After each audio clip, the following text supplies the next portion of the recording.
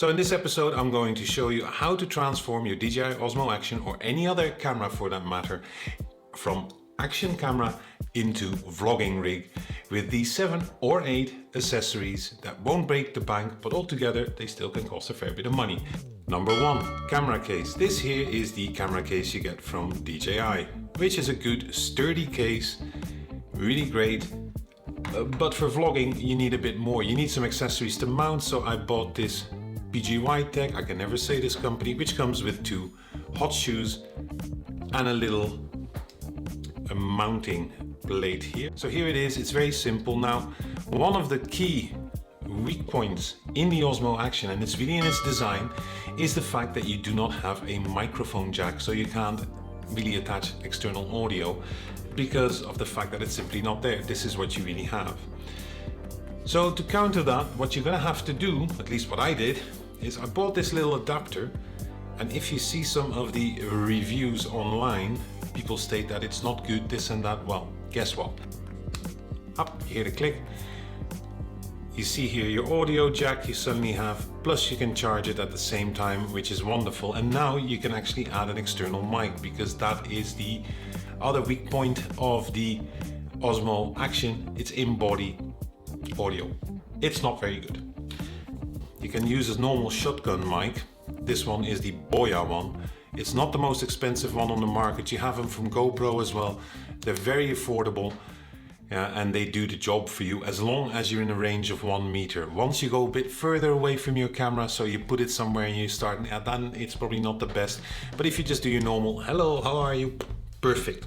Doesn't have to cost much money. You'll see the links in the description, from cheap to very expensive. And what I normally use on the OSMO Action, the Rode wireless Go's, which are fantastic, but they're very much not budget. Yeah, but they're wireless. I've linked them below with some cheaper alternatives. Another part is low light conditions. So that's the other accessory. Low light conditions is a combination of camera design here. The OSMO Action has an f2.8 maximum aperture, so that's the amount of light that the camera will allow, combined with a very low ISO of 3200. So that combined isn't ideal for shooting either in dusk or in places which are just a bit darker. So what I bought is a very small light here from Aperture Amran. It's not that expensive. You can unscrew it here. It comes with a little screw cap. So what you basically do is here you mount your little tripod on it, and you have a little light here, yeah, and then you can mount your audio. So as you can see here now you've got your basic vlogging setup. You've got your audio, you've got your light, and you're thinking, aha, I'm done. Nah, not really. Remove your lens cover, and that makes it very interesting, because when you're in the sun, like bright daylight, most of the cameras will automatically, you can either put it on manual, what I do, but then still you get overexposures and all this kind of stuff. So variable ND filters, these are the free wells. Yeah, and Niels in the previous episode asked, can I use these for diving? Yes, you can.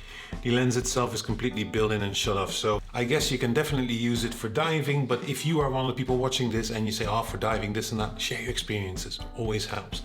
There's another thing on the OSMO Action which is not bad but could be improved, but definitely when you're outside filming, whatever it is, a wedding or you're going somewhere with friends, a bunch of extra batteries. These things don't cost much, and the great thing about this one is here that it's got 2 different sets of charging, charging entries here. So these are the USB-Cs you can use. Additionally, you can also hook up a power bank. Yeah, so there's a list below as well, cheap batteries and cheap power banks, you can just use them. So with that, you basically got your batteries covered, your audio, your light for low light. You've got a few ND filters when it's either very bright outside or very grim. You can tweak to your own image a bit. Yeah, and then you normally should be thinking, now I'm done. Now the other part here is stabilization. You've got the Rock Steady, which is great, but you occasionally need a tripod. Now I personally prefer the Manfrotto. It's not that expensive, and I like the way it's in my hand. You can just mount everything on it. But a lot of people always like the Jobies. I personally don't like these much. I've bought this because everybody did, but I didn't like them. Yeah, so that's one thing you can use just to handhold it. Yeah, you can also use this little selfie stick I bought on Amazon for $10, and it extends like gigantically. You can just see it here. Whoop, whoop. And additionally, if somebody's trying to rob you, you can knock them out with it. So this is also a protection thing. Very simple, nothing electronic.